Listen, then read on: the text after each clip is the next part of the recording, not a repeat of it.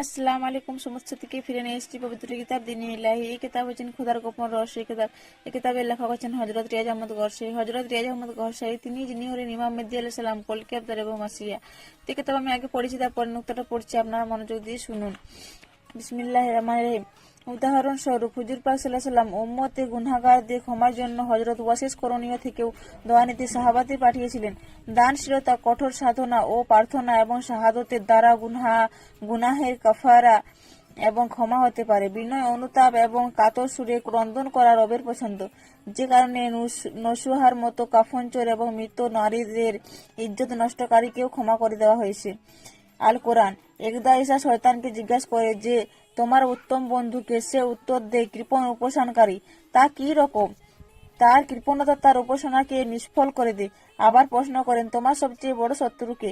সে বললেন গুনাহগার দানশীল। তা কি রকম? তার দানশীলতা তার গুনাহ সমূহকে ধৌত করে দেয়।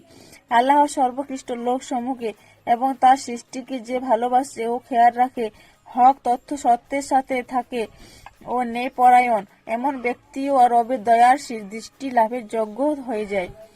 বাকি উত্তরটা কালকে পড়ে শোনাবো। আপনারা যদি কিতাব পড়তে চান তাহলে চলে আসুন ইউটিউব আরা টিভি চ্যানেল এবং পরীক্ষা করে দেখুন। আল্লাহ হাফিজ।